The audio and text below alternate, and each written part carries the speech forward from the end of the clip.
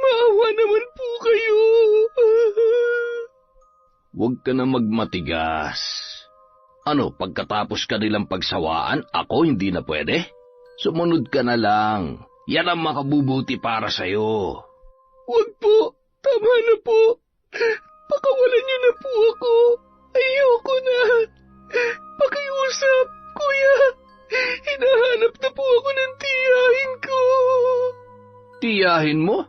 Ano naman ang pakailam ko sa tiyahin mo? Isa lang, pagbigyan mo na ako para hindi ka na masaktan. Pakiusap po. Ayoko po. Hayaan niyo na po akong makauwi. Ano po bang kasalanan ko sa inyo? Pangako po, hindi ko po kayo isusumbong. Maawa po kayo sa akin. Maawa? Tingin mo ba makakaraos ako kung maaawa ako sa'yo? Tigilan mo na yung drama mo, ha? Humiga ka na lang. Dali na! Diyos ko, tulungan niyo po ako.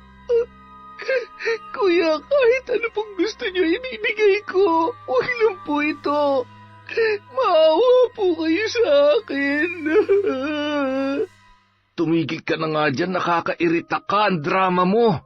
Tanggapin mo na lang na aangkinin kita at pagsasawaan ka namin ng paulit-ulit. Isang gabi lang naman to. Huwag mo na akong dramahan, nakakawala ka ng gana, sasampalin kita dyan eh. Dali na, humiga ka na. Vanessa! Vanessa! Vanessa! Nariyan ka ba? Sumagot ka! Anak naman ng teteng, oh. Ang malas naman. Hindi man lang ako nakaisa. Itigil mo ng pag-aalburuto dyan. Magbihis ka na, sumibat na tayo, pre. Iwanan na natin yung babaeng yan. Mahuhuli pa tayo dahil dyan eh. Mga hayop sila. Magbabayad kayo.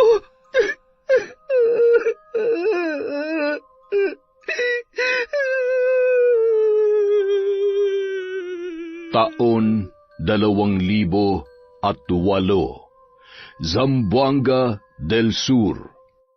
Anong nangyayari sa iyo, Vanessa? Gutay-gutay ang suot mo. Saan ka ba nanggaling at kahapon ka pa nawawala?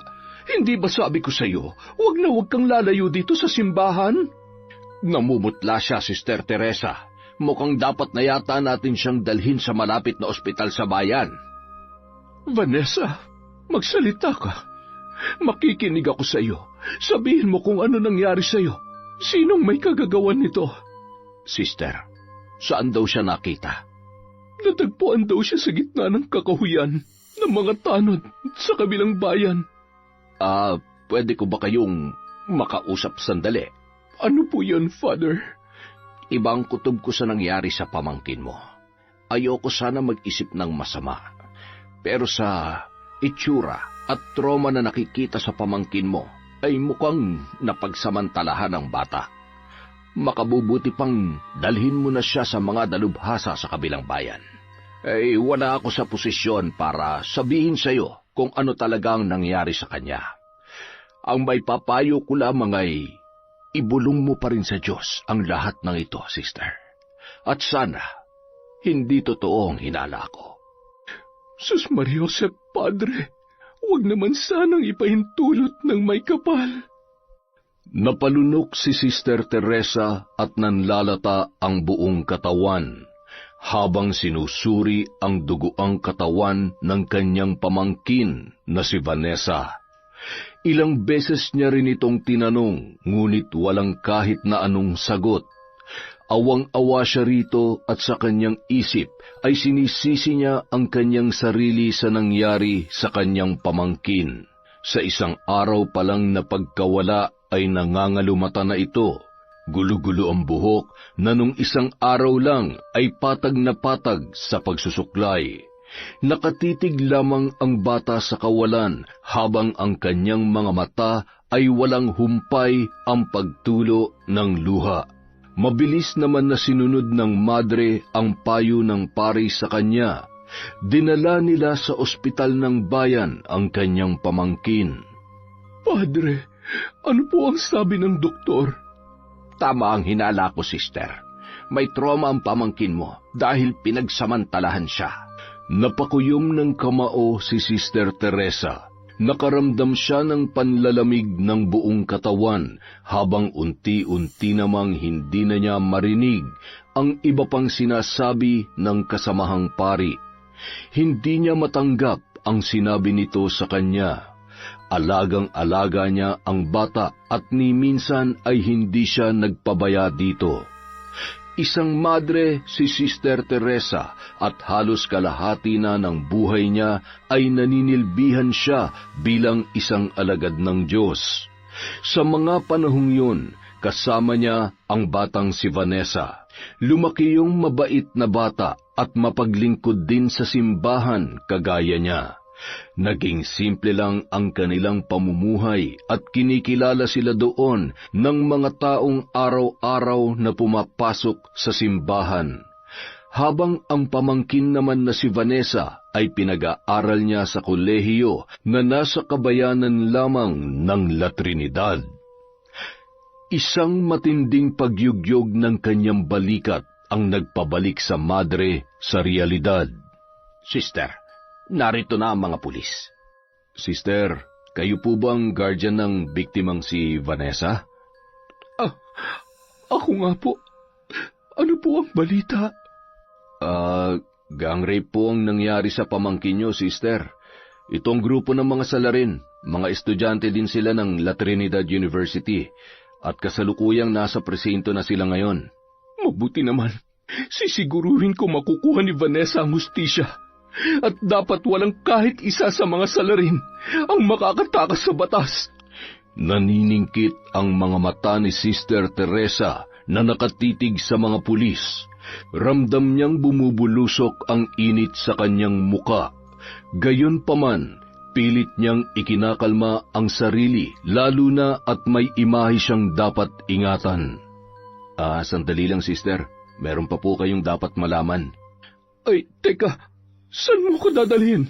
Pasensya na, sister, pero satin-satin lang po ito. Medyo bigatin po kasi yung idedemanda ninyo. Bigatin? Hindi ko kayo maintindihan. Mabuti pa diretsahin niyo na lang ako sa gusto niyong sabihin. Ganito po kasi yan, sister. Mukhang dapat niyong pag-isipang mabuti kung magsasampa talaga kayo ng kaso o hindi na. Kung gusto niyo ng mas tahimik na buhay, mas mabuti po na wag na lang. Alam mo ba kung anong sinasabi mo? Tama ba yung narinig ko? Wag nang magsampa ng kaso? Sino ka para sabihin sa akin yan? Pamangkin mo ba ang naabuso? Kayo pong bahala kung magpapatuloy kayo sa gusto niyong gawin, sister. Tutal, mukhang desidido ka naman na. At mukhang buong-buo na nga ang loob ninyo. Sige, ituloy niyo na lang ang pakikipaglaban sa mismong anak ng mayor natin. Anong sinabi mo? Ay, anak po ni Mayor ang leader ng grupong gumahasa sa pamangkin ninyo at ang tatlong kasama niya ay anak na may-ari ng plantasyon ng saging sa bayan natin. Mga menor de edad pa sila, sister, at kapag sinabing menor de edad, alam mo na kung anong kasunod na salita dyan. Absuelto. Wala akong pakialam kung sino man ang mga demonyong yan. Wala akong pakialam kung kaninong anak sila. Naintindihan mo ba? Ang mahalaga pagbabayaran nilang ginawa nilang karumal-dumal na krimen sa pamangkin ko. Kalma lang, sister. Kung panlisikan mo ko ng mata, parang ako may ginawa sa pamangkin mo, ha. Buti pa, kausapin mo na lang sila. Ang totoo niyan, kanina pa sila nasa presinto. Nandito rin nga pala kami para sunduin kayo. Gusto ka rin talaga nilang makausap. Makikipag-ayos sila sa inyo. Naninikip ang dibdib ni Sister Teresa habang nakasakay sa patrol. Pakiramdam niya walang hustisya sa nangyayari. Habang nasa loob ng sasakyan ay tahimik lamang siya pero malikot pa rin ang kanyang pag-iisip. Alam ko na kung anong binabalak ninyo. Dahil anak ni Mayor ang kasangkot at mga bigating tao, malamang ay kakausapin ako nito para manahimik. Babayaran ng malaking halaga para hindi magsalita. O kaya patayin na lamang ako para tapos na ang usapan. Ayos ka lang ba, sister? Hindi ito ang daan papuntang presinto. Saan niyo ako dadalhin? Shortcut lang to. Huwag ka mag-alala. Makakarating din tayo sa paroroonan natin. Oh, nandito na pala tayo. Sabi ko naman sa iyo, sister sa presinto kita dadalhin at hindi sa langit. Sila ba yung 4 na lalaki? Oo, kilalang kilala dito sa atin ang mga magulang nila. Nasa kulungan pero prenteng-prente? Kampanteng-kampante? Ganyan ba dapat kapag anak ng opisyal ng bayan?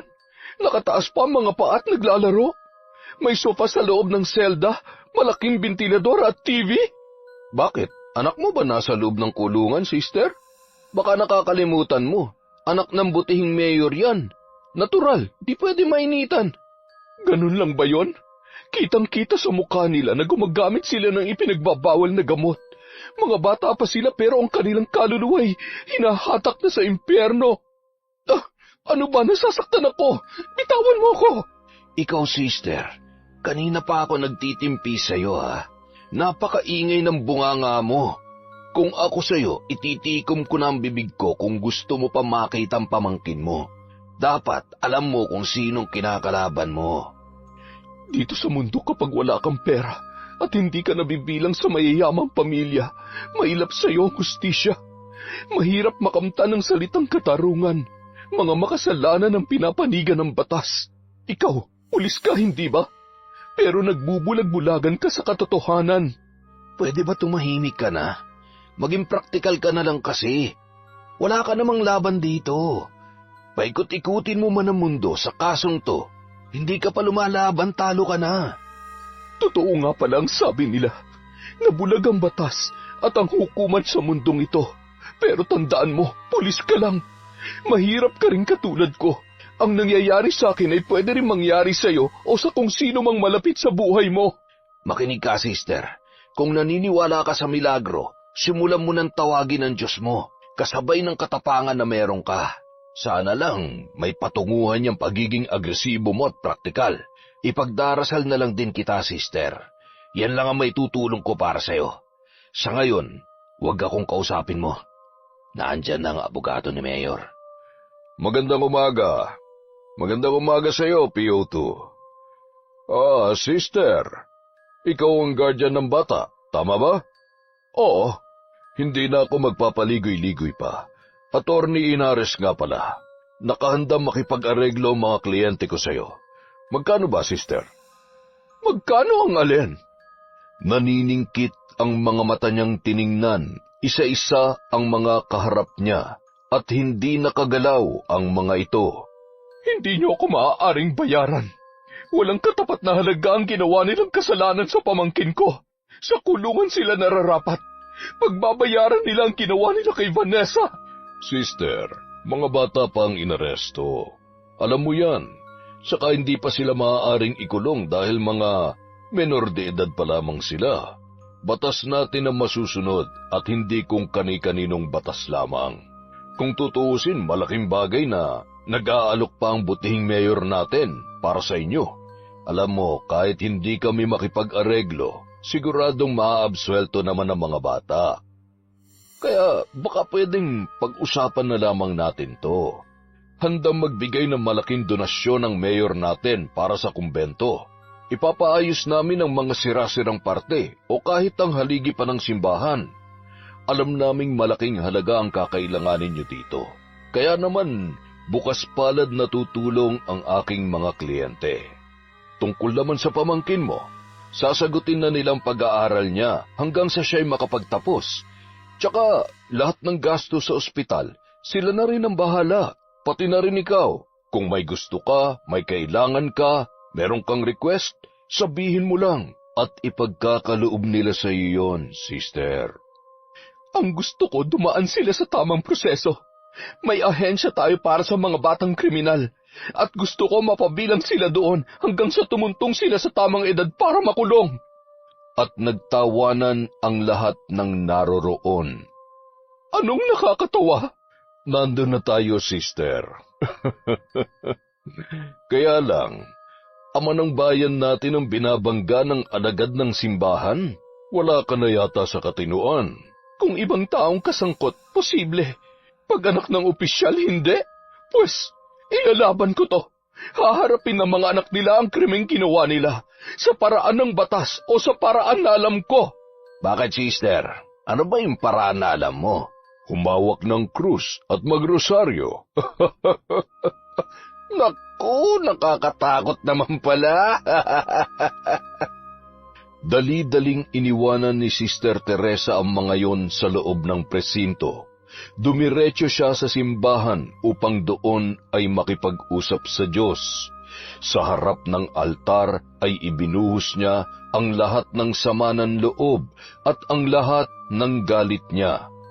Pakiramdam niya ay pinagsakluban siya ng langit at lupa. Muling nanumbalik sa kanya ang nakaraan.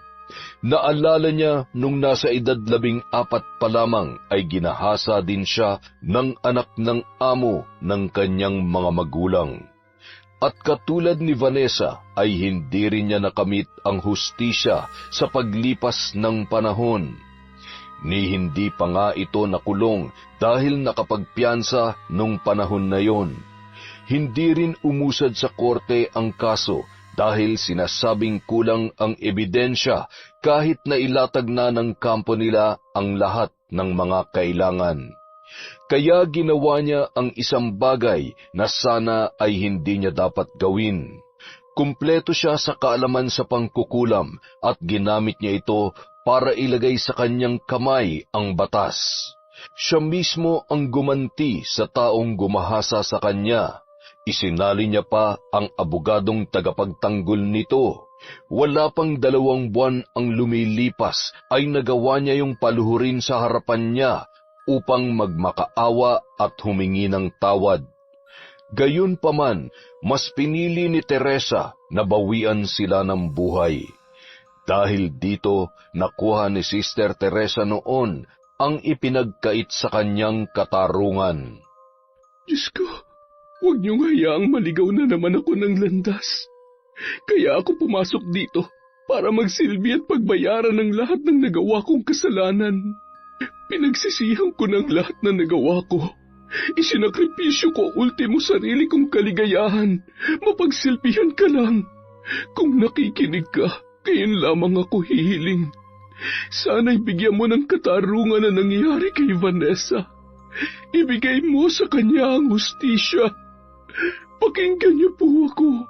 Dumaan pa ang ilang araw at linggo at napagdesisyonan ng madreng magpahinga muna sa pagiging madre at bumalik na lamang sa kanilang probinsya kasama si Vanessa. Doon ay sigurado siyang mapapahinga ang isip ng bata habang nasa proseso pa ang kaso sa korte.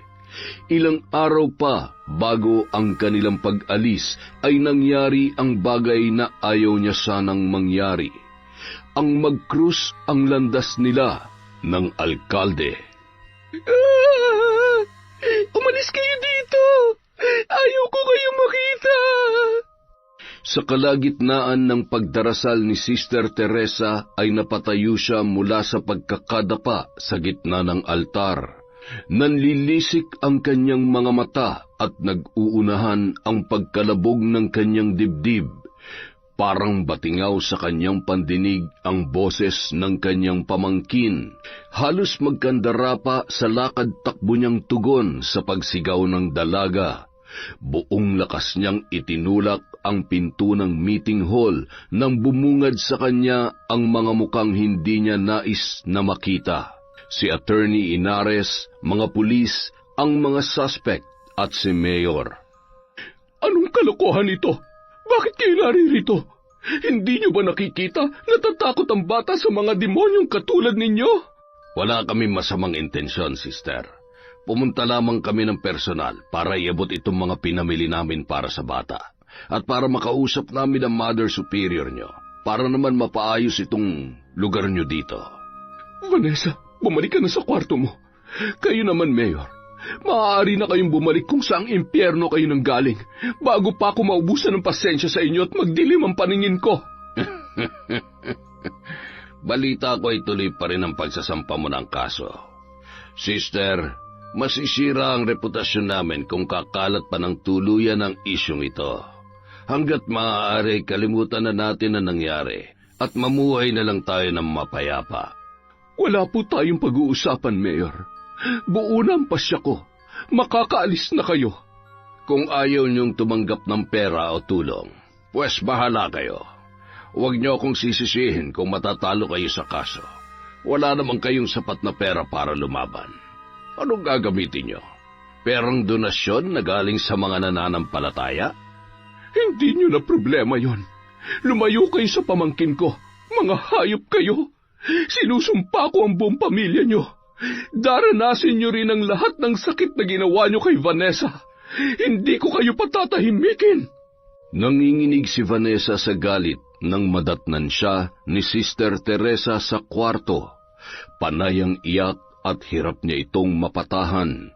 Hinayaan na lamang siya ni Sister Teresa na ibuhos ang lahat ng sakit na nadarama.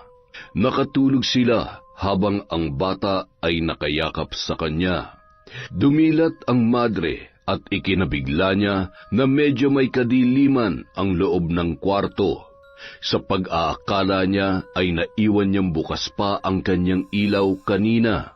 Nasipat niya ang bintana at doon ay may kaunting liwanag na makikita. Tumayo siya at binuksan ang ilaw.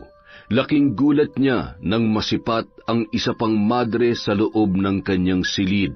Nakasuot ito ng tunikang puti at nakatalikod malapit sa bintana. Ang kortinang naroroon ay nakawala na rin sa pagkakatali, kaya naman malaya itong pinasasayaw ng hangin na nagmumula sa labas. Sister, anong ginagawa mo dito sa silid ko? Meron ka bang kailangan? Wala siyang nakuhang sagot mula sa madre nang bigla na lamang namatay ang ilaw. Naku, mukhang brownout pa yata. Saglit lang, sisindihan ko lang ang kandila. Eto, sister, baka kailangan mo. Hindi na natuloy si Sister Teresa sa kanyang sasabihin. Halos hindi niya magawang kumurap sa nakita nang bahagyang humarap ang madre sa kanya. Kita niya ang kamay na nasa gilid nito. Sister, may tumutulong dugo sa braso mo. Sister! Tinapik niya ito sa balikat at unti-unting humarap sa kanya. Napasinghap siya sa kanyang nakita. Ang madring kaharap niya ngayon ay ang kanyang sarili. Nakikita niya ang sariling duguan ang mga kamay habang nakahawak naman ang isang kamay sa manok na wala ng buhay. Pinugutan niya ito ng ulo at dahan-dahan niyang pinatulo sa katawan ng manikang itim. Titig na titig ito sa kanya na may panlilisik pa ang mga mata. Paulit-ulit din na sinaksak ang manika gamit ang hawak niyang punyal. Hindi na mapigilang mapangiwi ni Sister Teresa nang makitang rumirehistro ang pagngisi ng impostorang madre habang dahan-dahang sinasakal ang manikang hawak nito. Bumubulong pa ito ng orasyon na parang umaalingaw-ngaw sa kanyang tainga. Palakas ng palakas ang litanya ng madre habang ang maitim na usok naman ay kumakalat sa paligid at umaangat sa katawan ni Sister Teresa. Para bang may puwersang humawak sa kanya upang hindi na siya makagalaw pa mula sa usok na unti-unting pumapalibot sa kanyang katawan. Hindi na niya mapigilan ang mapaisip. Anong nangyayari? Ramdam kong hindi na ako makakahinga kung magpapatuloy pa ito. Kailangan kong gumawa ng paraan. Huminga siya ng malalim bago bumuelo sa pagsigaw. Tulong! Isang malakas na sunod-sunod na pagbatingaw ng kampana ang nagpagulantang sa pawis sa pagkakatulog na si Sister Teresa. Panaginip lang pala ang lahat ng yun. Wala sa loob niya na tiningnan ang orasan at ang labas ng bintana. Todo ang pagtatakang madilim pa at wala pang 6:00 ng umaga ay nag-iingay na ang kampanaryo. Narinig na rin niya ang mga yabag ng mga nagmamadaling madre na lumabas sa kani-kanilang mga silid. Vanessa, kailangan na nating bumaba. Madali ka. Muli niyang sinulyapan ang katabi nang mapansin ng madre na wala na itong makuhang tugon mula sa kasamang dalaga, ngunit nagulat siya nang pagtingin niya ay wala na rin ito sa kanyang tabi. Vanessa? Vanessa, nasan ka? Dali-dali siyang tumakbo papalabas ng silid nang makita niyang malinis na ang daanan at halos wala ng mga tao na naroroon. Sister, Padre, anong ginagawa niyo rito? magmadali ka. Ang pamangkin mo nandoon sa itaas ng kampanaryo. Anong ginagawa niya doon? Habol hiningang nagkukumahog na pumunta ang madre kung saan ang lugar na sinasabi ng pari. Tinungo niya ang lugar kung saan nagkukumpulan ang mga tao. Ay, Diyos kong mahabagin! Vanessa, bumaba ka dyan! Kitang-kita ng madre na parabang wala na sa katinuan ang dalaga at halos wala na itong naririnig pa mula sa ibaba. Nakatayo si Vanessa at nagbabadyang tumalon. Patuloy ang pagsigaw ni Sister Teresa sa pangalan ng kanyang pamangkin, ngunit para itong nagbibingi-bingihan na itinuloy ang kanyang plano. Halos malagutan ng litid ang madre sa pagpalahaw nito nang makitang umaagos ang dugo sa nangingisay na pamangkin na nasa kanyang paanan. Sa harapan ng lahat ng nasa simbahan ay tinapos ni Vanessa ang kanyang paghihirap. Vanessa, anak, gumising ka! Tulungan niyo ako, tumawag kayo ng ambulansya! Maawa kayo kay Vanessa! Gumawa kayo ng paraan! Diyos ko po, mahabaging langit, tulungan niyo po kami. Halos panawan ng ulirat si Sister Teresa sa kakaiyak at kakasigaw sa pangalan ng dalaga, ngunit wala na rin itong kahit na anong senyales ng paggalaw. Kung todo ang panalangin niya sa langit na kung magbibigay man lamang ng himala ang kahit na sinong Diyos, sana sila ay mapagbigyan. Dinala nila ito sa ospital, subalit sa huli ay binawian na rin yon ng buhay. Ang sabi pa nga, kahit nabuhay ang bata ay magiging parang gulay na lang ang katawan nito. Napakataas ng kampanaryong tinalon ng dalaga, kaya basag ang buo niya nang bumagsak siya sa lupa. Kaagad na inilibing si Vanessa sa kagustuhan ni Sister Teresa. Lahat ng abuloy at perang ibinigay ng pamilya ng salarin sa kumbento ay itinapon ng madre. Ilang araw lang din siyang nagkulong at nagmukmok sa loob ng kwarto. Hindi kumakain at hindi rin nakakausap ng sinuman. Samantala, makalipas ang ilang buwan ay marami ang natuwa sa tila pagbabalik ng dating sigla ng madre sa pagbibigay serbisyo sa mga tao. Wala na sa mukha nito ang pagdadalamhati. Ay, magandang umaga, Sister Teresa. Ay, mabuti naman po at muli po kitang nakita dito sa ating taniman ng mga gulay at bulaklak. Alam niyo naman, Mang Kulas, na itong hardin ang tambayan namin ni Vanessa. At kung nabubuhay pa siya, madalas mo kami makikita dito. Nakikiramay nga po pala ako, Sister. Pasensya na, di ako nakalapit sa inyo ng mga oras na iyon. Huwag niyo pong alalahanin yon. Okay na po ako. Babalik na nga po pala ako sa loob. Sister, gusto niyo po ba dalhan ko kayo ng mga gulay at bulaklak kagaya ng dati? Mga pulang rosas po sana at araw-araw po, gaya ng dati, Mang Kulas. Nga pala, huwag niyo na pong tanggalan ng tinik, pakiusap. Ay, baka naman po masugatan kayo. Huwag po kayong mag-alala. Ako na rin po ang magtatanggal para naman meron akong pagkaabalahan. Alam niyo namang kailangan ko rin maglibang dahil sa mga nangyari. Habang awang-awa ang figura ng hardinero sa binitawang salita ni Sister Teresa, iba naman ang tumatakbo sa isipan nito. Kailangan ko ang mga yan dahil may paggagamitan ako. Nararapat yan sa mga taong tinik sa dibdib ng iba. Ay, ganun po ba? Dadalhin ko na lamang sa loob kapag nakapagpitas na po ako, Sister. Salamat po ulit, Mang Kulas. Inaasahan naman ng buong baryo na may gaganaping malaking pagtitipon para sa lugar. Dahil malapit na muli ang buwan ng botohan, ay kailangan na naman magpasikat ng mayor sa bayan at mapaganda ang imahe nito. Bigla itong nagkaroon ng napakaraming proyekto mula sa bata hanggang sa pinakamatanda. At dahil daw piyesta sa naturang bayan, pakakainin niya ang mga nanay bilang selebrasyon ng pagiging ina. Magkakaroon din daw ng mga munting maiuuwi para sa sari-sarili nitong mga bahay. Hindi ito lingid sa kaalaman ni Sister Teresa. Isang araw na lamang bago ang malaking piging ay nanatiling gising ang madre sa kanyang silid.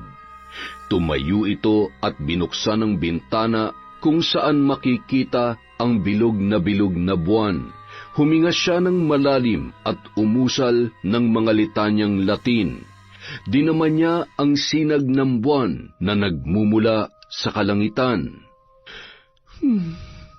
Ramdam na ramdam ko ang biyayang lakas ng kapangyarihan. Ngayon ay humayo kayo sa akin at magpaalipin. Pumikit ang madre habang bukas ang mga bisig sa harap ng bintana. Lumakas ang ihip ng hangin na siyang nagpagalaw sa kanyang buhok. Narinig niya ang tila pagsang-ayon ng buong kapaligiran. Nag-ingay ang mga ibon at umalulong ang mga aso. Unti-unti siyang napangiti dahil sa kagalakan. Huminto ang paggalaw ng orasan at ang pagpatak ng tubig mula sa gripo. Nangibabaw ang nakabibinging katahimikan. Isang pagpagaspas ng pakpak ang maririnig mula sa malayo papalapit. Lumapag ang itim na ibon sa gilid ng bintana na may matutulis na kuko at mapupulang mga mata. Salamat at dininig mo ang pagtawag ko. Kumusta ka? Handa ka na ba sa iyong misyon? Ito, kumain ka. Ubusin mo ito at huwag kang magtira. Pinatakan ko yan ng dugo ko para mas masarapan ka. Makinig ka. Ang bawat pagtuka mo ay katumbas ng ilang tao na mapipinsala mo. Hanapin mo ngayong oras na ito ang nagluluto ng pagkain para sa piging bukas. Daanan mo sa paglipad ang mga pagkain upang maisaboy mo ang sumpa. Hindi ka dapat magkamali dito. Kung hindi mo ito magagawa sa tamang oras, ay mamamatay ka. Matapos makakain ng ibon ay lumipad na ito palayo sa kanya. Maganda ang pagkakalipad nito at buo ang determinasyong tupdin ang ibinigay na misyon. Maya-maya lamang ay bumalik na ang ibon sa kanyang kwarto at doon ay nagpalipad-lipad na parabang nagdiriwang na magpapatuloy pa ang kanyang buhay. Magaling! Magaling! Tingnan natin kung may mukha ka pang ihaharap sa mga tao, Mayor. Simula pa lamang yan. Kinaumagahan, masayang nagdiwang ang mga tao sa malaking bulwagan na inihanda ng butihing mayor. Makikita ang malawak na pagngiti ng taong bayan na nakapila para pumasok sa loob ng court. May iba't ibang programa na nakalatag para sa lahat. Mayroong palaro sa loob at sa labas ay may ipinatayong peryahan. Dinayo ito ng mga tao dahil na rin sa napabalitang libreng pagkain na ipinamimigay. Maraming tao ang nabigyan ng pansit, 2 hating lumpia, 1 pirasong tinapay at kaunting menudo na nilagay sa styro na lalagyan. Ang mga tao ay may bitbit na mga ngiti sa kanilang labi, sa isiping lutas na naman ang araw nila para sa pagkain. Marami ang nabusog nung araw na yun, at ang iba pa ay nag-uwi sa kanilang mga bahay. Kinagabihan, nagsipagsakitan ang kanilang mga tiyan. Ang iba naman ay nagtae na parabang mauubos na ang laman ng kanilang sikmura. Ang iba sa kanila ay nagpa-ospital. habang ang iba naman ay nagtiis lang dahil walang sapat na panggastos para magpagamot. Nakarating ito sa mayor, kaya naman nataranta ang alkalde. Hindi yata maayos ang pagkakaluto ng pagkain, kaya nagkasira-sira ang mga tiyan ng kumain noon. Abay, hindi dapat ganyan yan. Opo, ginagawa na po namin ng paraan para malaman kung bakit nangyari yun. Pasensya na po kayo. Paimbestigahan ang mga dapat imbestigahan. Baka may nananabutahing kalaban ko sa politika. Ikasisira ng imahe ko ang ganyan. Gawan niyo kaagad ng solusyon, ha? Baka sabihin pa ng taong bayan ay nilalason natin sila, o kaya naman ay nagpapakain tayo ng panis sa mga tao. Malapit na ang botohan. Baka dahil dyan ay hindi ako muling iboto ng mga mamamayan ko. Sisimulan na po namin ang pag-iimbestiga, Mayor. Sige, bilisan nyo. O siya, bumalik ka na sa munisipyo at magpadala ka mo ng mga gamot sa pagdudumi sa mga pamilyang apektado. Magpagawa na rin ng programa para sa libreng pagkonsulta. Samantala, lalong lumala ang sitwasyon ng mga taga-baryo habang umiinom sila ng gamot na nireseta ng mga dalubhasa, at dahil doon ay lalong nagalit ang mga tao kay Mayor. Taga-munisipyo ka, di ba? Tanungin niyo nga sa mayor kung balak ba niyang buhayin ang mga tao o papatayin niya ba ang mga tao dito. Tingnan niyo tong asawa ko. Dati ng payat to, ngayon mukha ng kalansay. Ginagawan na po ng paraan ng ating butihing mayor ang mga nangyari. Anong ginagawa ng paraan? Nung pinainom namin ng gamot ang mga asawa namin na pinadala niyo dito nagsuka naman. Pururot na nga ang dumi niya, bumaho pa ng husto sa amoy ng gamot. Sumuka pa ng sumuka. Pasensya na po, pero makakarating kay mayor ang mga reklamo ninyo. Tapos nagpadala nga kayo ng doktor dito, panay tsismisa naman ang inatupag. Mas madami pa ang kwentuhan nila kaysa sa panggagamot. At saka, doktor ba yun? Nakatsinelas lang na pumunta dito sa amin. Abay, madumi pa ang mga kuko. Pinaglololoko niyo yata kami. Kaya hindi gumagaling ang mga tao dito kasi tinitipid niyo ang kaban ng bayan. Nung nagtanong nga ako sa kung anong sakit ko, ang sagot pa naman basta inumin ko lang ang gamot na inireseta niya. Paano kami gagaling yan? Kaya nga po nagpadala na kami dito ng makakatulong sa atin. Eto. Abay, si Kulas yan ah. Siya na ba ang bagong doktor ni Mayor? Di ba yan yung hardinero sa kumbento? Ipagdadasal na yata tayo. Di dapat madre na lang ang ipinadala niyo rito. Marunong manggamot si Mang Kulas. Matutulungan niya kayo. Ganun pala. Kapag di umubra ang doktor at gamot na binigay niya, iasa na lang niya sa hardinero ang buhay ng mga tao. Marami akong halamang gamot na pwedeng makatulong sa inyo. Ang mga gamot na dala-dala ko ay punong-puno ng dasal. Tama nga ako. Ginagawa tayong laruan ng pinili nating pinuno ng ating bayan. Sinabi mo pa. Totoo yun. Wala po bang gustong sumubok? Ako, Mang Kulas. Magpapagamot po ako. At sinimulan na nga ni Mang Kulas ang pagtingin sa babae. Sa palagay niya ay nakulam ito. Ngunit hindi na ito nagsalita pa, lalo pa at ayaw niyang pagmulan yon ng takot ng kanyang mga kababaryo. Binigyan niya ito ng pinaghalo-halong katas ng iba't ibang dahon at pinigaan ng kalamansi sabay pinainom sa babae. Eto, kunin mo. Sindihan niyo ang kandila tuwing bago mag-alas 6 ng gabi at magdasal ng nakasulat yan sa papel. 3 araw niyo yan gawin. Itong bote na ito ay may lamang gamot pang alis ng sakit ng tiyan. Pinaghalo-halo itong ugat ng mga halaman at katas ng mga dahon. Inumin ng may laman ng tiyan 3 beses sa isang araw. Abay, daig pa ni Mang Kulas yung doktor na ipinadala dito ng mayor natin. May libreng gamot din, nakabote pa.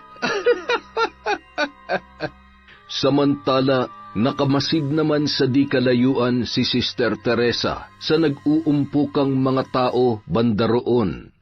Takang-taka siya na sa kabila ng sumpang ginawa niya sa mga tao ay may oras pa itong makipagtsismisan at tumambay gaya ng kanyang nakikita. Sister, anong ginagawa niyo dito? Ikinagulat ng madre ang pagtawag na yon. Hindi niya inaasahan na may nakapansin sa kanya, ngunit hindi niya ito ipinahalata sa lalaki. Oh, ikaw pala, Entong. Si Entong ay ang binatilyong anak ni Mang Kulas. Payat at may katangkaran. Katuwang din nila ito, lalo na at may edad na si Mang Kulas para alalayan sila sa ibang gawain panglalaki sa kumbento. Anong pinagkakaguluhan nila doon? Yun po ba? Nandoon po si tatay eh. Madami daw po kasing nagkakasakit dito sa atin. Gusto niya daw pong makatulong kaya nagsasagawa siya ng panggagamot. Panggagamot? Manggagamot si Mang Kulas?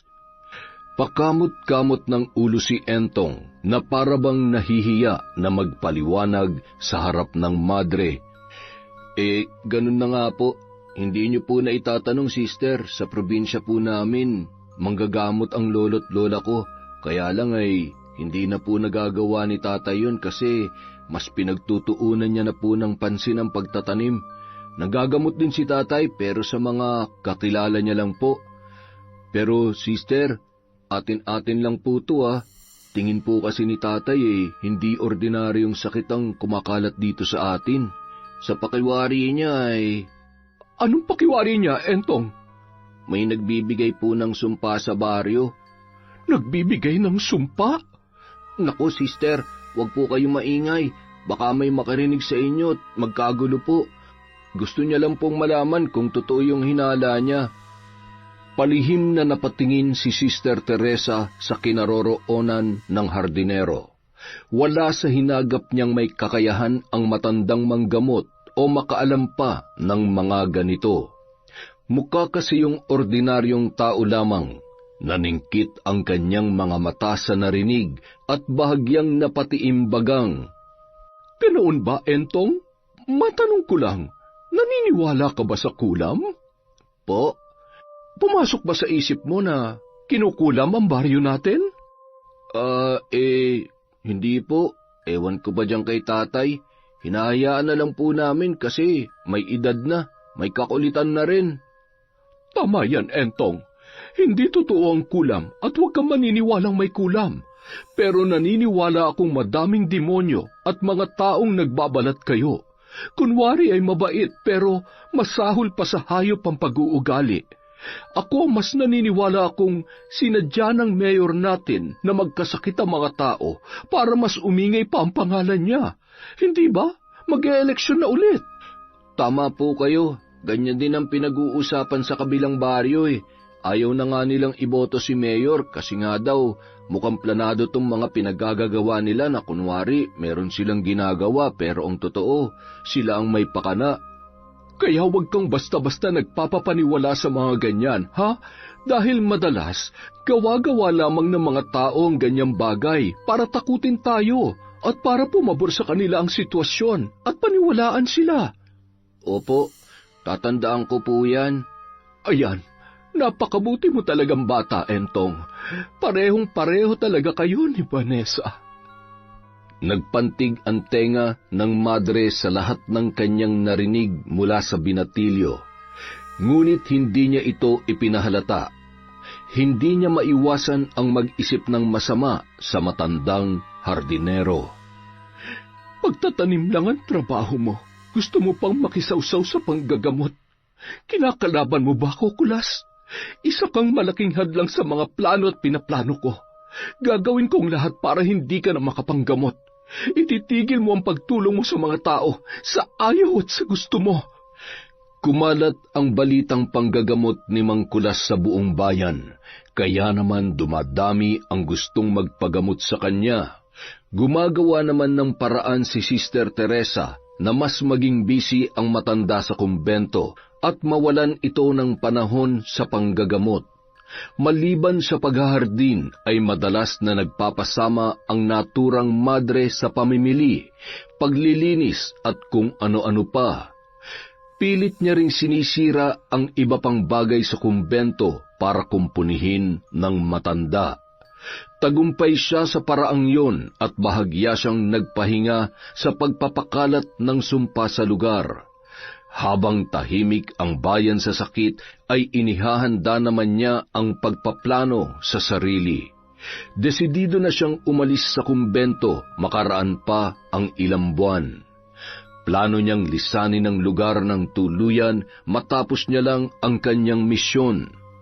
Anong ibig sabihin nito? Totoo ba narinig ko, Sister Teresa?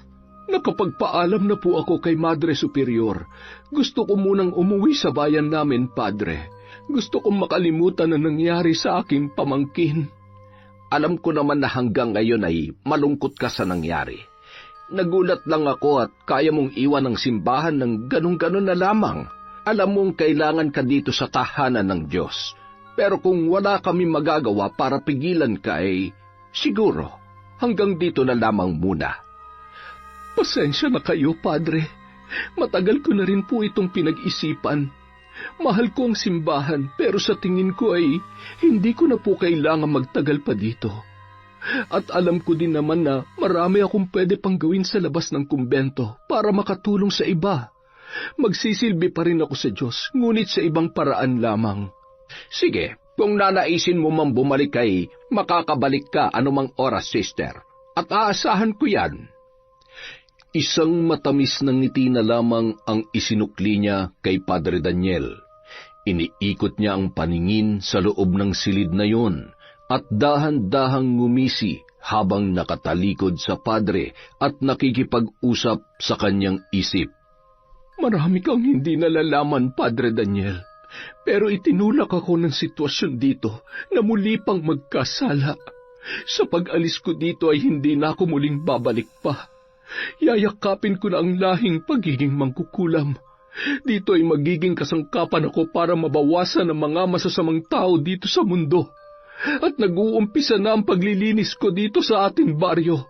Dadaan silang lahat sa palad ko para litisin at husgahan. Hindi sa batas ng Diyos, hindi sa batas ng tao, kundi sa batas ng isang mangkukulam. Dumaan ang mga araw at gabing tahimik ang baryo. Matapos makapanggamot si Mang Kulas, ay kumuha naman ng pagkakataon si Sister Teresa para unti-unting isakatuparan ang iba niya pang mga plano.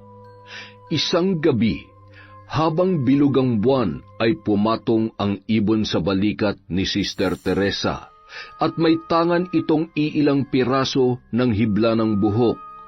Hinimas-himas ng madre ang ulo nito at iniluwa sa balikat niya ang hibla ng buhok na tangay-tangay nito. Hindi mo talaga ako kayang biguin. Halika, sumama ka sa akin. Magkasama silang tahimik na bumaba sa basement ng kumbento. Tulog na ang lahat at maingat ang kanyang mga pagyabag. Ang kaninang ngiti ng madre ay napalitan ng nakakatakot na pagngisi habang sinisindihan ang kandilang itim. Ako ang magiging batas sa kaso mo, Vanessa. Pagbabayaran nilang ginawa nila sa'yo. Ikukulong ko sila sa mundo kung saan hindi na sila makakalabas pa. Yakap niya ang larawan ng yumaong si Vanessa habang tumutulo ang luhang kanina niya pa pinipigilan. Inilagay niya ang larawan sa gitna ng 4 na kandilang itim. Sa tapat ng malalaking kandila ay inilagay ni Sister Teresa ang mga abuloy na galing sa mga pamilya ng salarin, ang buhok na naroon at ilang piraso ng tinik ng rosas. Inilapat niya ang mga manikang hugis lalaki at kumuha ng karayom na naroroon. Napakabait ni Vanessa para mabuyin yung mga hayop kayo. Dinaig niyo pa ang mga demonyo sa impyerno. Kaya nararapat lang na ako na ang magdala sa inyo sa kung saan man kayo nababagay. Hinaplos niya ng paulit-ulit ang larawan ni Vanessa. Gusto niyang sumigaw ng pagkalakas-lakas at ipaalam sa lahat ang lihim na kay tagal na rin niyang itinatago. Si Vanessa ay bahagi ng kanyang madilim na nakaraan. Nabuntis siya ng abusadong anak ng mayaman at itinago niya yon. Ang batang ipinakilala niya sa lahat na pamangkin ay tunay niyang anak. Masakit ngunit pilit niyang itinatago ang katotohanan para makapagbagong buhay siya at makapagsilbi sa tahanan ng Diyos. Hindi niya inaasahang napakalupit sa kanila ng tadhana. Ang malagim na pangyayari sa buhay niya ay naulit pa sa buhay ng sarili niyang anak. Ang pinagkaiba nga lang ay pilit niyang mabuhay, samantalang mas pinili ni Vanessa ang mamatay. Anak ko, patawarin mo ako sa pagtatago ko sa iyo.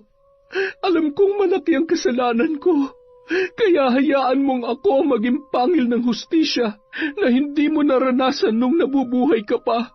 Hayaan mong pagbayaran nilang lahat yon sa mga kamay ko.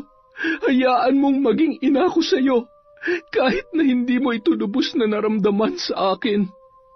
Anak ko, bakit mo ko iniwan? Bakit mo ko hinayaan na mag-isa na lumaban ngayon? Mahal na mahal kita. Buong kaluluwa ko ay nagdadalamhati sa pagkawala mo. Ang sakit, anak. Ang sakit-sakit. Puot at galit ang namamayani sa kanyang puso nang magsimulang umusal ng orasyon sa bawat itim na kandilang nakatirik. Ang mga orasyon na sinambit ng madring mangkukulam ay tatagos sa kaluluwa ng taong kanyang isinusumpa. Hinugot niya isa-isa ang ulo ng bawat sisiw na inilagay niya sa 4 na larawan ng mga salarin. Isa-isa niyang pinahiran ng dugo ang mga kandilang itim at muling umusal ng orasyon. Pagbabayaran niyong lahat ng ginawa niyong karumal-dumal sa anak ko. Pagsisisihan niyong nabuhay pa kayo. Sa susunod na kabilugan ng buwan, mararamdaman niyo ang sakit na ni minsan ay hindi niyo pa naranasan sa inyong buhay. Iisa-isahin ko kayo. Uunahin ko ang anak mo, Mayor. Lintik lang ang walang ganti. Ikaw na lalaki ka. Tingnan ko kung mapakinabangan mo pa yung pagkalalaki mo. Sa 2nd araw ng orasyon na ito, iihi ka ng dugo. Mararamdaman mo ang tinik ng mga rosas na unti-unting pupunit sa loob ng iyong pagkalalaki. Hindi ka na makakaramdam ng kapayapaan sa iyong puso. Magiging bangungot ng paulit-ulit ang kasamaang ginawa mo sa anak ko. Pagdudusahan mo ang lahat ng ito. Pagdurusahan mo! Samantala, nung gabing yon ay nagising sa kawalan ang binatang anak ni Mayor. Mistulang nakatitig ito sa kawalan ng magising na humihingal. Bigla na lamang siyang napahawak sa kanyang dibdib nang maramdaman niya na nahihirapan siyang huminga. Napapikit ang binatilyo sa kirot na nararamdaman at nang dumilat siya ay nakita ang isang itim na figura ng babaeng nakabandana. Pinapalibutan ito ng usok, kaya naman makailang beses niyang kinusot ang kanyang mga mata sa pag-aakalang baka namamalikmata lamang siya. Namilog ang kanyang mga mata dahil unti-unting lumalapit sa kanya ang naturang figura. Lumayo ka sa akin! Huwag mo ako lapitan! Layuan mo ako! Mamamatay ka rin! Pagbabayaran mo ang ginawa mo sa akin! Vanessa? Layuan mo ako, Vanessa! Patay ka na! Tigilan mo na ako! Parang awa mo na! Tulungan niyo ako! Tulungan niyo ako! Nandito si Vanessa! Simula pa lamang yan. Hanggat hindi niyo ako binibigyan ng katahimikan, hinding-hindi ko kayo titigilan. Umalis ka dito! Layuan mo ako! Tulungan niyo ako, Mami, Daddy! Tulong! Ay, Diyos ko! Ang anak ko! Bakit ganyan ang itsura mo? Ano nangyayari? Bakit namumutla ka at pawis na pawis? May babae! May babae po! Nakakatakot siya! Ayaw niya akong patahimikin! Anak, wala kami nakikitang babae dito. Walang ibang narito kundi tayo lamang, anak.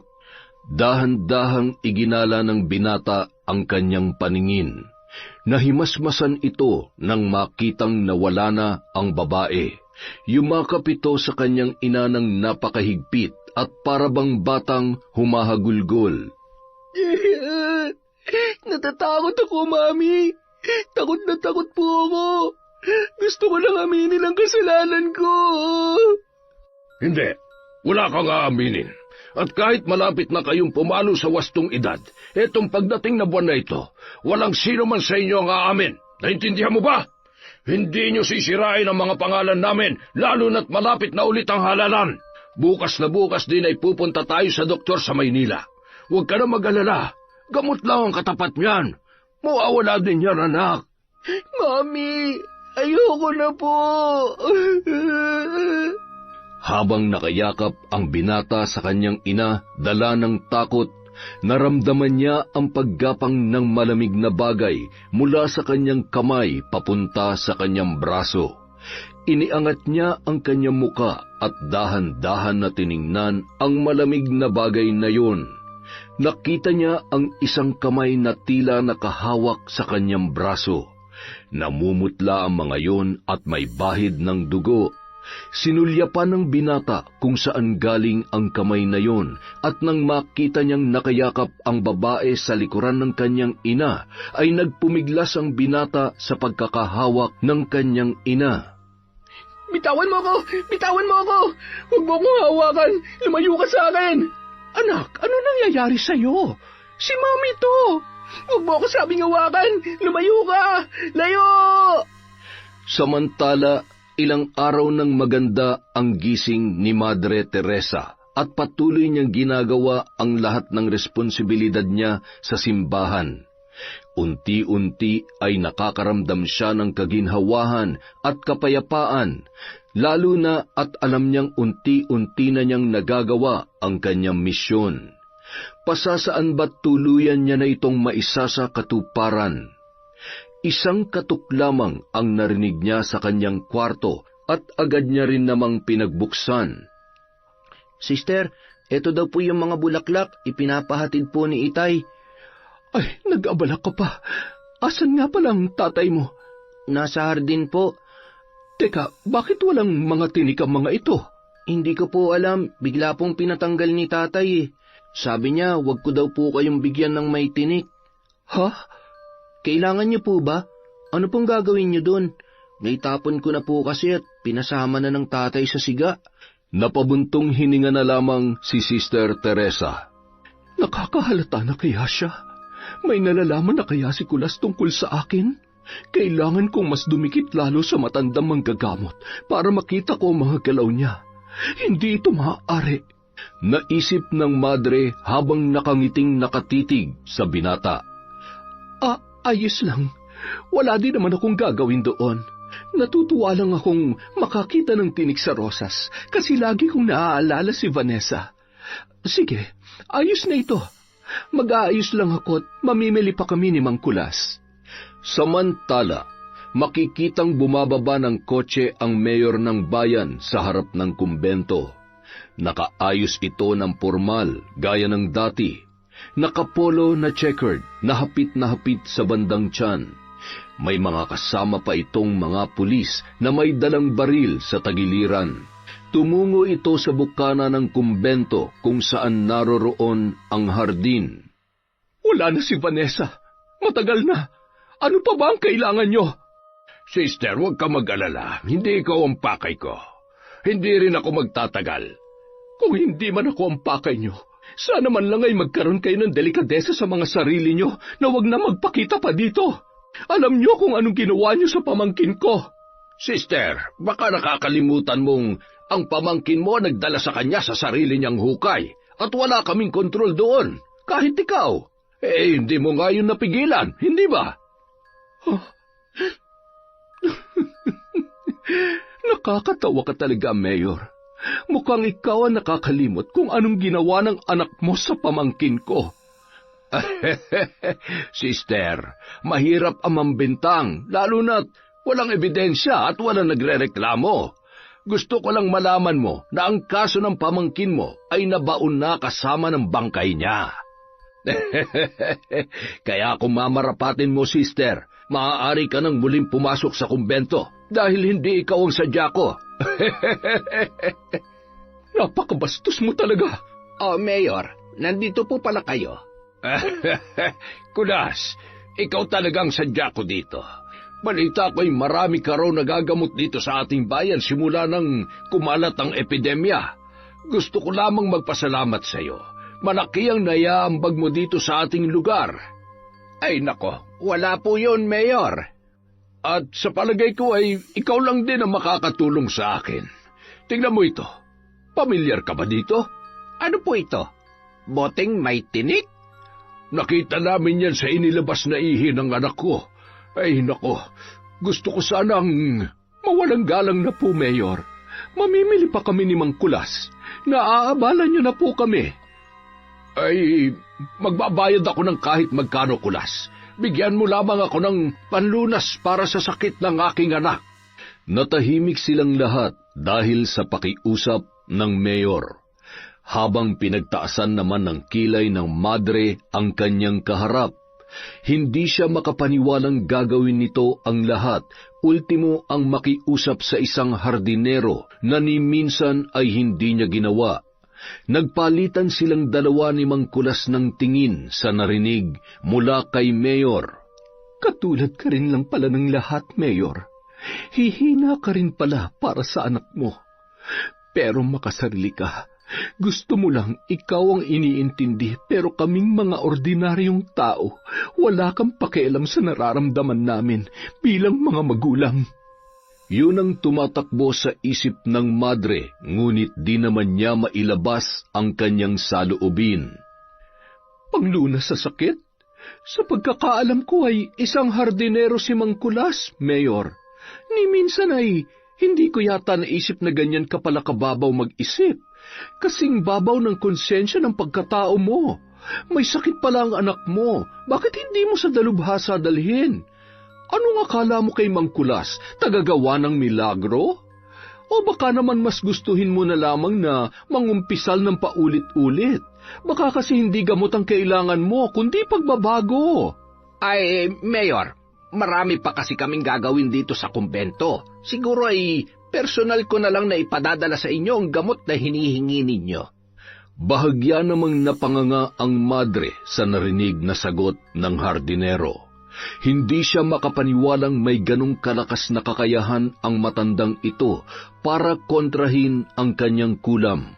Napaisip tuloy si Sister Teresa na talagang kinakalaban siya ng hardinero.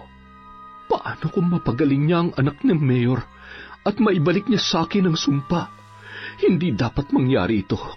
Kailangan kong gumawa ng paraan. Nakaramdam ng pangamba si Sister Teresa. Kaya ba niyang patayin ang hardinero pag nagkataon at nagiging tinik na ito sa kanyang mga plano? Inihanda niya ang kanyang sarili. Palihim na rin niyang kinumpleto ang gamit sa pambabarang at pangkukulam. Kinagabihan, kumuha siya ng larawan ni Mang Kulas. Tumungo siya sa basement at doon ay nagmuni-muni. Itinaas niya ang manika kapantay ng kanyang muka. Idinikit ang larawan ni Mang Kulas at kumuha ng karayom para dito. Napatigil siya sa nakaabang na pagtusok ng karayom sa hawak na manika. Hindi ko kayang saktan si Mang Kulas. Kung mamamatay ang matanda sa mga kamay ko, para ko nang inalisan ng karapatang mabuhay ng may ama si Entong. Kapag ginawa ko yon, wala na akong pinagkaiba sa kanilang mga walang puso. Nagbago ang isip ng madre at nag-usal na lamang ito ng ilang orasyon para maging pananggalang sa kung anumang espiritual na orasyon na makakapagpahina sa kanya. Inusalan niya din ang ibang halamang gamot at inilagay sa pulang tela at iniipit sa kanyang panloob na kasuotan. Nakaramdam siya ng kaunting kurot sa kanyang dibdib at napahawak ang madre dito. Huminga ito ng malalim at napahawak sa isang malaking lamesa na naroroon. Nanghihina siya at nararamdaman niyang ang pag-ikot ng buong katawan ay may kinalaman sa paghina ng kanyang kulam sa kalaban. Napaluha siya sa pananakit ng kanyang puso at paghirap ng paghinga. Mangkulas, anong ginagawa mo? Tumulo ang kanyang luha habang napapaluhod sa sakit at panghihina ng tuhod. Muli niyang narinig ang pag-alulong ng mga aso sa labas at pagtuka ng ibong itim sa bintana na nakasara. Habang tila umiikot naman ang paningin ng madre, napahawak siya ng buong lakas sa kahoy na naroroon. Nang maramdaman niya ang kuryenteng dumaloy unti-unti mula sa dulo ng kanyang mga daliri hanggang naging dahilan yon ng pagkawala ng kanyang malay. Sister, napansin ko ang pamumutla mo nitong mga nakaraang araw. Baka kailangan mo nang magpatingin sa doktor. Nangangalumata ka na rin. Hindi ata maganda ang kondisyon ng iyong pangangatawan. Ayos lamang ako, Padre. Dinalhan kita ng maiinom. Pinigang katas ng prutas yan na may halong halamang gamot. Inumin mo 3 beses araw-araw na may laman ang tiyan mo para hindi mangasim ang iyong sikmura. Pagpalain po kayo ng Diyos, Padre. Naway paghilumin ng Diyos ang iyong puso. Napatango na lamang ang madre sa kanyang narinig. Ang totoo, gusto niya na sanang tapusin ang lahat ng gusto niyang tapusin, ngunit napapabagal ang misyon niya dahil sa pakikialam ng hardinerong si Kulas. Napabaling ang tingin niya sa hardin at doon ay nagtama ang paningin nilang dalawa ng matanda. Napabulong na lamang sa sarili si Sister Teresa. Pakailamero ka talaga, Kulas. Paano ko magagawa ang misyon ko kung ako ay nanghihina? Umalis naman kaagaran ang madre at pumasok sa loob matapos ang pag-uusap nila ng padre. Hanggat maaari ay ayaw na niya mabigyan pa ng pagkakataon na makausap pa ang hardinero, habang naiwan naman mag-isa ang matandang si Kulas sa hardin na nag-iisip. Tama yan, sister. Matapos mong gumaling sa pinigaang prutas na ipinabigay ko sa iyo, siguradong malalaman ko na ng tuluyan kung ikaw nga ang mangkukulam na pumepeste sa mga taong bayan. Wala ka nang ligtas at maililihim sa akin ngayon dahil ang gamot na hawak mo ay ang tanging gamot lamang na maaaring magpagaling sa sumbalik ko sa iyo. Ilang araw pa ang lumipas. Muling nanumbalik ang sigla ng katawan ng madre na parabang walang nangyari. Malaki ang naitulong ng pinigaang prutas na dala ni Padre nung isang araw. Nakagawa na ulit sa loob ng kumbento si Sister Teresa gaya ng dati. Magandang umaga, sister. Ikinagulat ng madreng marinig ang boses na yon. Ilang araw niya nang iniiwasan ang pakikipagharap at pakikisalamuha sa taong yon. Ngunit ngayon ay wala na siyang magagawa. Magandang umaga naman, Mang Kulas. Ikaw pala. Masaya akong nanumbalik ng sigla ninyo. Ako din. Salamat. Ilang linggo na lang ay aalis na ako dito, Mang Kulas. Kaya naman hindi na ako ang makakasama mo sa mga iba mo pang gawain. Si Sister Anna ang sasamahan mong mamalengke. Narinig ko nga po yon. Tumalikod ang madre na kunwari ay may ibang pinagkakaabalahan upang makaramdam na ang matanda ng pagkapahiya at kusang umalis. Humakbang palayo papuntang pinto ang hardinero na ikinatuwa ng madre sa pag-aakalang lalabas na ito nang walang paalam. Ngunit imbis na lumabas ito ng tuluyan ay narinig ng madre ang pagtarangka ng huli sa pinto, hanggang sa may nabuong kaba sa dibdib ng madre. Anong lakas ng loob meron ang hardinero para gawin yon sa kanya? Ito na siguro ang tamang oras para kausapin kita. Tila nakaramdam si Sister Teresa kung saan patutungo ang usapang yon sa panimulang pasabi pa lamang ng matanda. Sa pakiwari ng madre ay alam na ng matanda kung sino at ano siya. Tinaasan ni Sister Teresa ng kilay si Mang Kulas. Ang kaninang maamong mukha nito ay biglang nawala. Nung oras na yon ay hindi ama ni Entong ang kanyang nakikita. Ang kanyang kaharap ay isang pakialamerong matanda na gustong maging bida sa mga taga-baryo. Isang kaaway. Napakaseryoso mo naman, Mang Kulas. Ano po ba ang atin? Kilala na kita. Isa kang mangkukulam. Tapos, may magagawa ba sa iyong pagiging mangkukulam ko?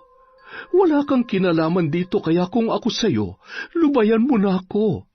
Ikaw ang nagbigay ng sakit sa mga tao dito. Ikaw din ang naglagay ng tinik ng mga rosas sa daluyan ng ihi ng anak ni Mayor. Sister Teresa, nahihibang ka na ba? Isa kang alagad ng Diyos. Ikaw dapat ang nagpapanatili ng katahimikan at kapayapaan dito sa mundo. Bakit mo yun ginagawa? Wala akong dapat ipaliwanag sa'yo. Naiintindihan mo ba yon, Kulas? Hindi ako makapaniwala na kaya mong gawin yon, sister. Lalo na sa mga taong inosente. Wala silang ginawang kasalanan sa'yo. Pakialamero ka kasi. Ang sumpa na yon ay panandalian lamang at kusang mawawala. Pero dahil gusto mo magpasiklab sa mga tao at ipaalam na may kaalaman kang manggamot, nagpakilala ka sa kanila. Sinisira mo mga plano ko, Kulas. Kung ako sa'yo, ipagpatuloy mo na lang ang pagtatanim ng mga halaman at lubayan mo na ako. Matapos ko lamang ang gagawin ko, aalis na rin ako rito. Sa totoo lang, wala sa hinagap kong ikaw ang mangkukulam. Nanggagamot lang ako para tulungan sila. Pero ni minsan, hindi ko sinabi sa kanilang gawa yun ng mangkukulam. Natatakot kasi akong tama ang hinala kung ikaw ang gumagawa at magkaideya ang mga taong bayan at patayin ka. Mabuting tao ka, Sister Teresa. Hindi mo dapat dinudungisan ang mga kamay mo sa mga tulad nito. Hindi mo dapat nilalagay sa mga kamay mo ang katarungan. Nasasabi mo lamang yan dahil wala ka sa posisyon ko. Hindi ikaw ang nawala ng anak. Anak mo si Vanessa? Si Vanessa na lang ang natitira sa akin. Kinuha pa nila. Wala akong ibang yaman kundi ang anak ko lang. Pero anong ginawa nila? Makasarili silang lahat. Na ang gusto lang, sila ang mabuhay at may karapatang mabuhay na masaya at may karangyaan. Hindi mo dapat inilalagay sa mga kamay mo ang pagkuha ng hustisya. Alagad ka ng Diyos at dapat alam mo yan. Wala kang alam sa pinagdaraanan ko, Kulas. Ang batas ng Diyos ay hindi nararapat sa batas ng tao. Demonyo sila, hindi makatarungan, may kinikilingan. Kung wala kang kakayahan lumaban ay sisirain ka nila ng pinong-pino. Ipaparamdam nila sa iyong wala kang kakayahang makuha ang katarungan sa patas na pamamaraan. Ngayon mo sabihin sa akin na tama sila at mali ako. Mali ka. Umalis ka ng matiwasay sa lugar na ito kung yan ang gusto mo. Pero hindi ka na maaari pang gumalaw ng mga tao dito. Subukan mong gumamit pang muli ng kapangyarihan mo para maminsala at ako na makakalaban mo. Tinatakot mo ba ako, Kulas? Hindi yon pananakot, Sister Teresa. Pinapaalalahanan lang kita. Isang malakas na sunod-sunod na pagkatok mula sa pinto ang bumulabog sa pag-uusap ng dalawa. Mangkulas! Mangkulas! Magmadali ka! Si Entong! Sister Ann, ano nangyari kay Entong? Diyos ko, Mangkulas! Ayokong sa akin manggaling ang balitang ito pero isinugad ang anak mo sa ospital ng bayan. Pinaputukan siya ng baril at tinamaan daw siya sa may ulo. Binaril siya? Ang anak ko? Bakit? Siya daw kasi ang namumuno sa mga kabataang sumasalungat kay Mayor. Siya daw ang nagpapakalat ng balitang pakanalang daw ni Mayor ang mga di magandang nangyayari dito sa ating bayan para bumango ang pangalan sa susunod na halalan. Hindi totoo yan. Sino ang bumaril sa anak ko? Sino? Si Mayor daw po. Marami ang nakasaksi. Hindi! Hindi! Nagtama ang paningin ni na Sister Teresa at Mang Kulas sa narinig mula sa isang madre. Hindi akalain ng matanda na madadamay pa ang kaisa-isa niyang anak sa ganyang kagulong sitwasyon. Napatakbo ang matanda at dali-daling lumabas sa silid na yon. Dumaan pa ang ilang araw at nabalitaan ni Sister Teresa ang pagpanaw ng binatang si Entong. Hindi siya nagpakita sa burol at nagdahilan na lamang. Mabigat sa loob niyang makakita ng mga ganitong senaryo sa kanyang buhay. Mabait na bata ang anak ng hardinero at may pangarap na maging abogado pagdating ng araw. Muling nadurog ang puso ng madre nang makita ang hardin. Dito madalas tumatambay ang binata, kagaya ng anak niyang si Vanessa, mahilig din yon sa halaman. Kumuha ng kandila ang madre at dumako siya sa lamesang bato na madalas nilang tinatambayan ng binatilyo. Doon ay nagtirik siya ng kandila at tiningnan ang larawan nilang tatlo ng magkakasama. Si Vanessa, siya at si Entong. Tuluyan ng tumulo ang kanina pa ay nagpipigil na luha ni Mang Kulas. Nandito ka pala, sister. Oh, Mang Kulas, pasensya ka na. Huwag ka mag-alala, wala akong kinukuha sa mga halaman mo. Ay, hindi mo kailangan magpaliwanag, sister. Nauunawaan kita. Napangiti ng mapait ang matanda at hinawakan ang kamay ng madre. Napatitig ang madre sa muka ng hardinero. Malungkot ito at ngayon ay namumuuna rin ang mga luha sa gilid ng kanyang mga mata. Walang gustong tumistigo sa pagkamatay ng Entong ko. Lahat sila natatakot. Takot na takot sila sa kayang gawin ni Mayor. Walang sino man ang gustong kumalaban sa mga taong punong-puno ng kapangyarihan, Mang Kulas. Ilang araw na lang ay aalis ka na dito sa atin. Iiwan mo na ako at baka hindi na rin tayo magkita pa. Wala akong ibang maipapabaon sa'yo, kundi ito. Ano ito, Mang Kulas? Libro ng panggagamot? Hindi ko na kailangan ng mga yan. Wala na rin naman akong mapagpapamanahan. Buksan mo. At binuksan nga ng madre ang nasa loob ng libro at bumungad sa kanya ang isang larawan. Ang larawan ng alkalde ng bayang yun. Malaya ka nang magagawa ang mga plano mo at makakaalis ka na sa bayan na ito na bit-bit ang kapayapaan sa puso mo. Kunin mo ang hustisya na ipinagkait sa iyo ng walang kwentang pakialamerong hardinero na gumagambala sa iyo. Mang Kulas, matanda na ako at nang nawala si Entong, pakiramdam ko ay dumoble pa ang edad ko. Anumang oras ay pwedeng-pwede na akong bawian ang buhay. Wala na akong ibang gusto ngayon, kundi ang samahan ng aking anak sa hukay. Samantala, isang malagim na umaga naman ang sinapit ng pamilya ng dalawang lalaking kasamahan ng anak ni Mayor na gumahasa kay Vanessa. Natagpuan na lamang ang isa sa kanila na umakyat sa bubong ng bahay at tumalon. Bago niya ito ginawa ay panay ang sigaw nito na hawak ang kanyang ulo. Habang ang anak naman ng negosyante ay hindi mapigil ang pagsusuka ng dugo. Takot na takot itong nagkulong sa loob ng kwarto dahil may naririnig daw itong boses ng babae na sumisigaw. Sumasakit madalas ang ulo at panay ang takbo niya sa may lababo tuwing sumusuka siya ng dugo. Ang isa naman ay patay na ng matagpuan ng mga magulang sa loob ng kanyang kwarto. Ayon sa mga doktor ay binangungot ang binata. Kinagat nito ang kanyang dila hanggang sa maputol at napakaraming dugo ang nagkalat sa katawan nito. Nakapagtataka rin na mayroon itong mga pasa sa katawan.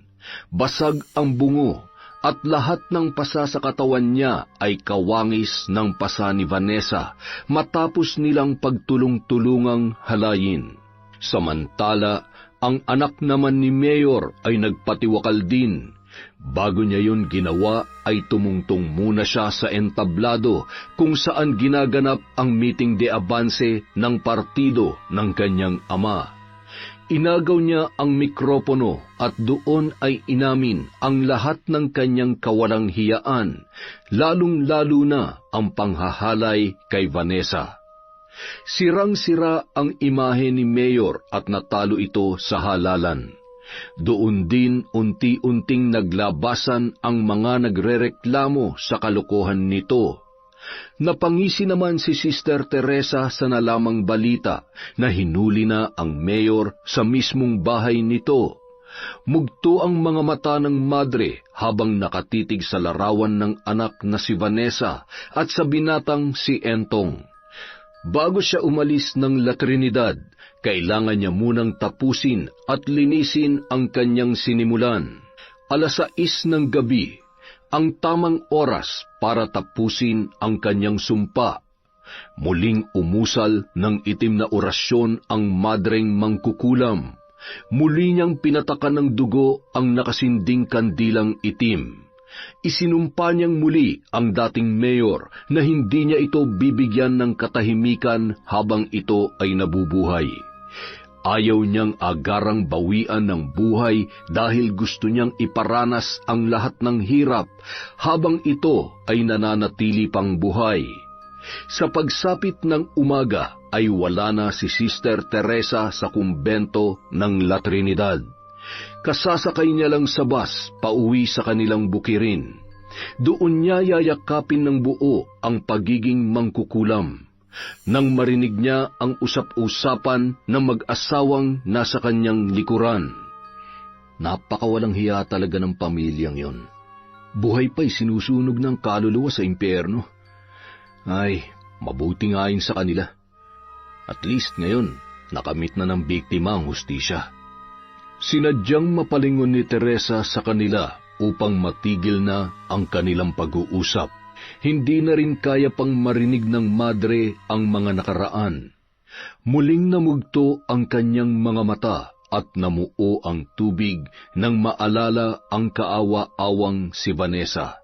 Napayuko ang mga ito at natahimik nang magtama ang kanilang mga mata at ng madre. Magandang umaga po, sister. Kayo po pala yan. Mapait na ngumiti lamang si Sister Teresa sa mga taong nasa likuran niya at naupo ng maayos sa bus na kanyang sinasakyan. Napatitig siya sa kanyang mga kamay na naging batas ng La Trinidad at nagsalita sa kanyang isipan.